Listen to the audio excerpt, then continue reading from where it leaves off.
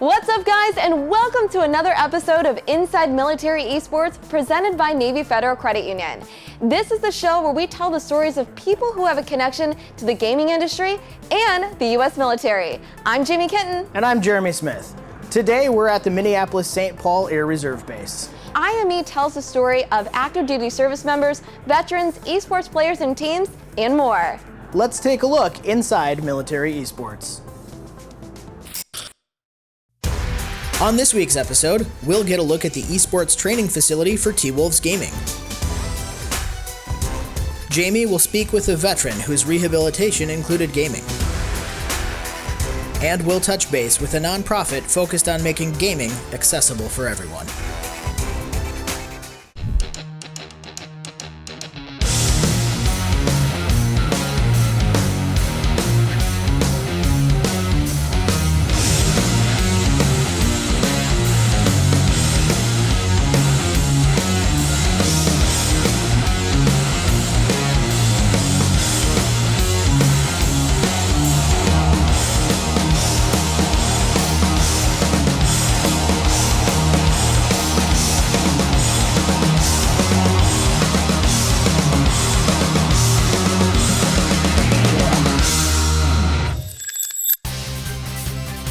Ted Johnson is the Chief Strategy Officer for the Minnesota Timberwolves, Minnesota Lynx, Iowa Wolves, and T-Wolves Gaming.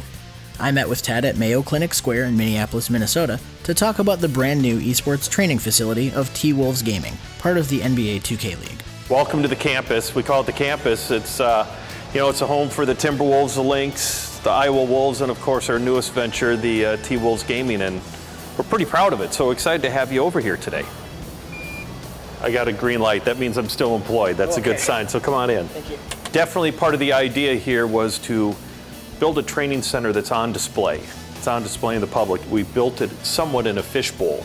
In the main part of the complex, we have our performance stage. And the thought here was we wanted to mimic as much as we could the stage or the experience that the players would have at the studio in New York. They play around sort of a center dais, the two teams on each side, but it's kind of a circular stage. Where it couldn't be exactly the same, we tried to at least mimic the atmosphere. And so this isn't quite the same makeup as in New York, but there's a lot of screens, there's a lot of light, there's proximity where you can hear other players talking, and so while it's not exactly the same, we did try to bring in some of those elements so when they walk out on the stage in New York, it feels very comfortable to them, very much at home.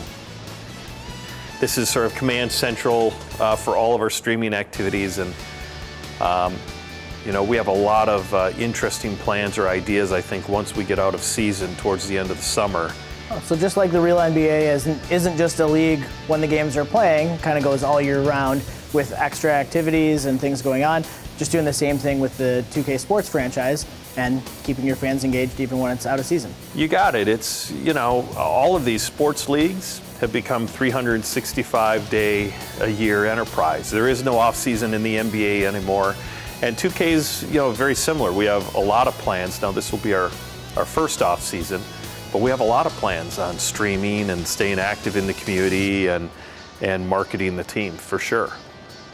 It's not as different from real basketball as people think. No, it's actually really similar. I think that was part of the education we went through as an organization was, we initially thought about this as, okay, this is this esports thing, it operates really different, and we have to go get esports experts. But the more and more that we got into it, we really discovered it's fundamentally basketball. It's 10 players on the screen needing to work together as teammates. They need to know basic basketball principles of spacing, right? Because you have to space the floor to get passes and to open it up. And you have to run plays, and so the more as time went on, I think we became more comfortable with, this is something that we know a lot about. This is what we do, right? We are a basketball organization that runs basketball teams, and it's not as scary or as foreign as we really had thought it would be. When we built this training center, it was absolutely with the idea that we want to be the leader. We want to be the team that other players want to come play for. that we do things different, that we have a Timberwolves way, a T-Wolves way of doing things. And it's about You know, it's about the bigness and it's about the detail. Like knowing that you're a T-Wolves gaming player, but you come in every day and you have a locker, just like a Timberwolves player would, just like a Lynx player would. Be a pack, believe, inspire, unite. We talk about that right from day one and what that means, what it means to be a representative of T-Wolves gaming and how that fits into who and what we are in the community. Groups and organizations we get involved with, what it means to represent our brand on the national stage.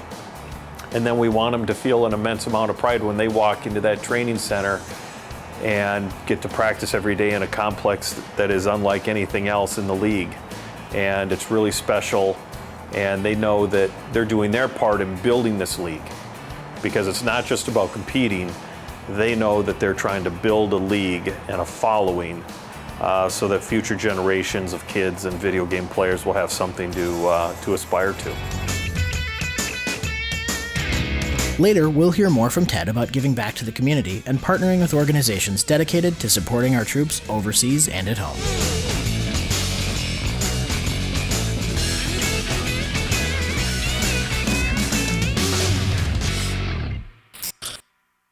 You're watching Inside Military Esports, presented by Navy Federal Credit Union. Navy Federal Credit Union, proudly serving the armed forces, veterans, and their families for over 85 years. Our members are the mission. Insured by NCUA.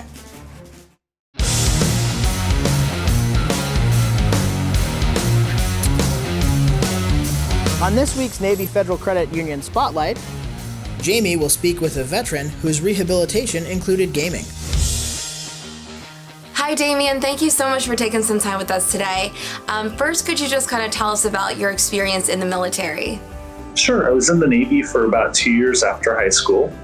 Started off as an electronics technician. If I had stayed enlisted, I would have gone on to operate and maintain reactors on submarines. I wound up getting an appointment to the Naval Academy. I went to the academy for a year.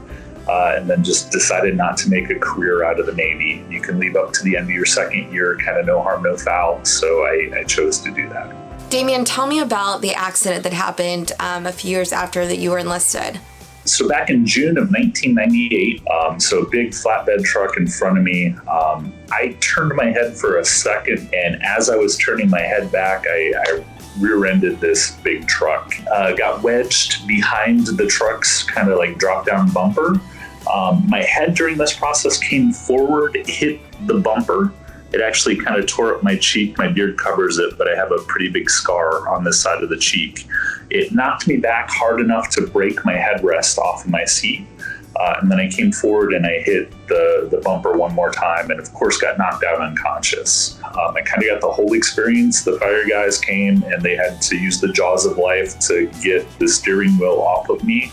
Ambulance, they said I probably would have died from blood loss, but with life flight, I was at Cleveland Metro in like 8 or 9 minutes or something ridiculously fast.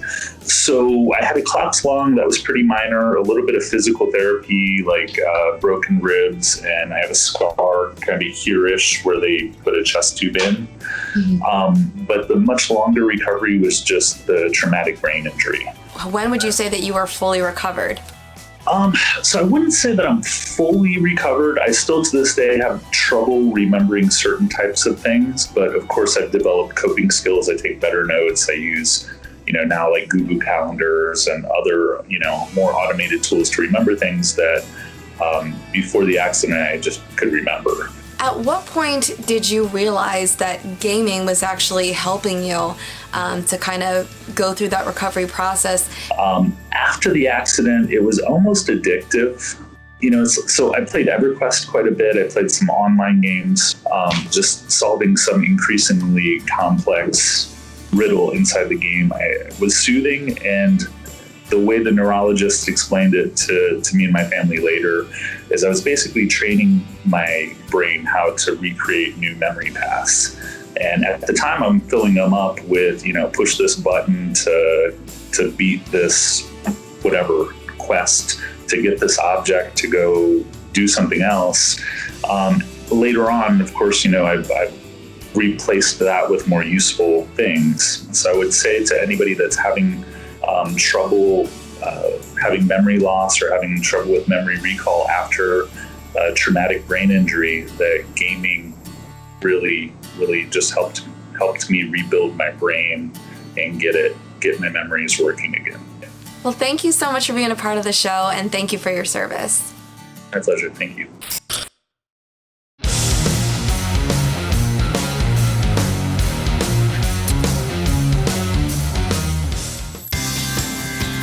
After my tour of the esports training facility for T-Wolves Gaming, Chief Strategy Officer Ted Johnson sat down with me to talk about being part of the community and about supporting U.S. service members overseas.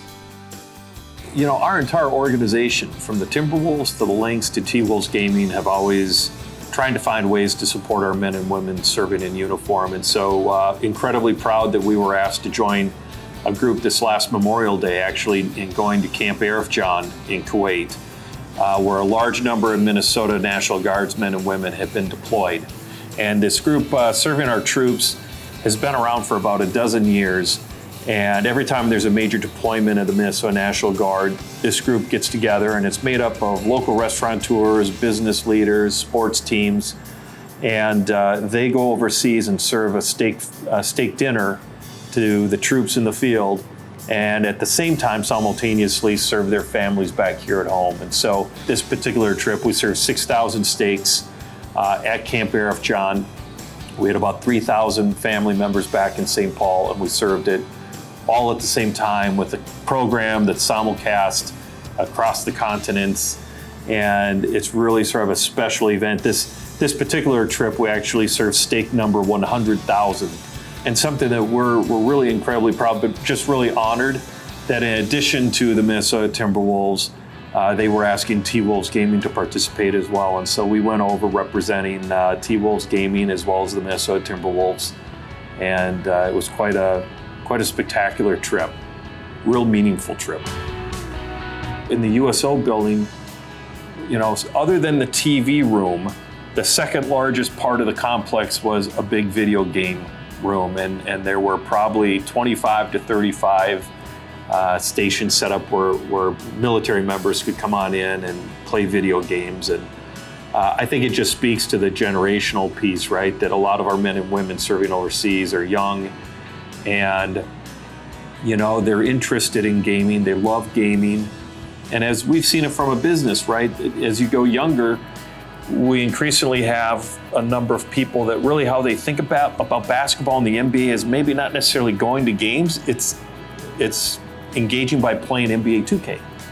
And so it's a generational sort of shift that's going on. And so you see that with the military too. Clearly they understand the young men and women that are their customers, that are their members, have a deep interest in that, and that's how they like spending their time, their disposable time, their downtime, and just like we're seeing in the NBA.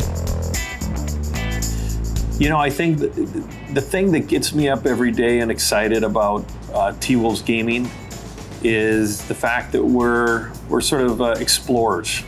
We're exploring uncharted territory, so to speak. Now, granted, esports as a whole is a booming industry. There's a lot of pioneers that have come before, but in our world of maybe traditional sports titles and esports as it pertains to that, and certainly for the NBA, we get to wake up every day and sort of explore this thing and try things. There isn't a playbook, so to speak. There isn't a set pattern. This is a new league. We're trying something new. We joined year number 2 as an expansion franchise. And every day we can do something that maybe hasn't been done before in our league.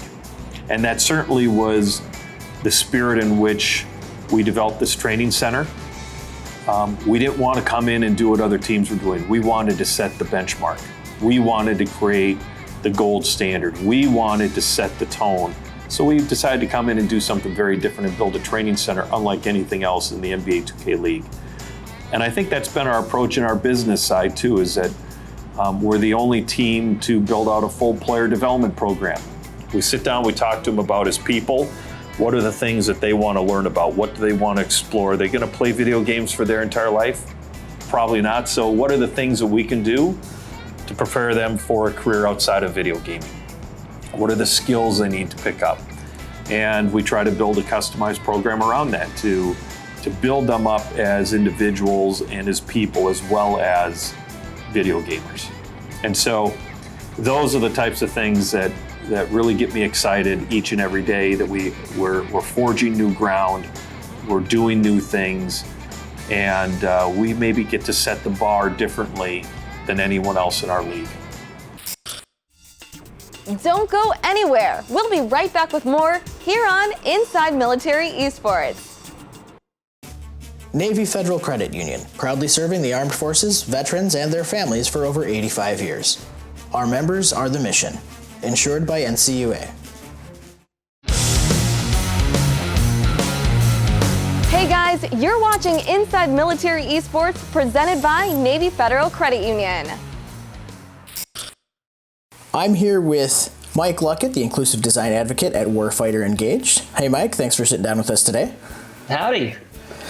So we just wanted to meet with you and talk a little about your military service and your journey into the position you have today. So can you give us a little background on your military time? I joined in 2008, deployed to Iraq in 2010, came back in 2011 to Colorado, moved to Fort Lee, Virginia, and that's where I actually was in my motorcycle accident in August 7, 2011. Were you a gamer before you joined the military? Yes, I was definitely a gamer before joining the military. When I went to college, we played a lot of Halo. During the Army, it was a great way for me to bond with my soldiers. Yeah, I've been a gamer pretty much my whole life. When I was injured in August 7th, 2011, I was completely dependent on people to help me with everything. I was just determined to try to find some way to game again. I was looking at different type of adaptive controllers, what was available for me. I mean, as you can see, this is like the extent of my function on my hands. There were some options, and there was one option that I saw that looked like an arcade stick, 2 sticks that I could use, like DualShock, and I was able to play video games. And the first video game I played was on Overwatch. The downside to that controller, I think, cost $500. And with that controller, it worked, but then I found that it was basically Frankenstein together. After a while, it started to have all these communication errors, and I basically quit gaming at that time. I expressed my defeat on Facebook, and one of my buddies who's a vet, also a spinal cord injury, found Ken Jones from Warfighter Engaged. And he gave me the email. He said, contact these people. I got in contact with Ken, and basically the rest was history. Can you tell us a little bit about what is Warfighter Engaged? What's the mission of the company? Our mission is dedicated to helping our severely wounded veterans and basically providing them with any type of assistive devices that they would need to basically just have an independent life. The mission was, creating a whole bunch of devices. Ken Jones volunteered over at Walter Reed. I mean, he still volunteers over there, but he goes down and to the polytrauma ward, talks to the vets. Hey, I'm an electrical engineer. I can make you stuff. You need help with, with your phone or something like that? I can make you some type of device. And we found, or at least Ken found when he was going through there, is that video games popped up the majority of the time. So then we've basically gradually changed our focus to specifically video games and video game adaptive equipment. We provide that free for all of our vets. We have our website for our shop, since we were able to partner with Xbox for the Xbox Adaptive Controller. That money actually goes straight into the organization again, so we could provide more free equipment to our vets. It's fantastic. So what's that website people can go to if they want to donate or if they need to get something? So if you wanted to check out our website, it's warfighterengaged.org. You can find ways to help support us. there. It doesn't have to be financially. There's other ways to help support us. Basically, spreading the word is really the biggest thing that we want people to do. You know, the more vets that we can get in contact with and help, it's the better. And we'll do what we can. And at Warfighter Engaged, you guys are helping to break down that human to controller interface and give people that freedom to participate. Exactly. Seeing these vets be able to game again is pretty cool. We've worked with vets that have severe injuries, whether it just be like some type of amputations or just an incredible loss of function. More loss of function more than myself, and being able to see them work their way back to independence it's so gratifying. Well, I really appreciate you sitting down to talk with us a little bit about your personal journey as well as the mission of Warfighter Engaged. Thanks for your time. Thank you so much. Have a good one. Hey guys, thanks so much for watching Inside Military Esports presented by Navy Federal Credit Union. I'm Jami Kinton. And I'm Jeremy Smith. As always, we'd like to thank everyone who participated in today's show, as well as thank all our active duty service members for their service. Guys, make sure to stay connected with us online. Let us know if you have a great story to tell. We'll see you next time.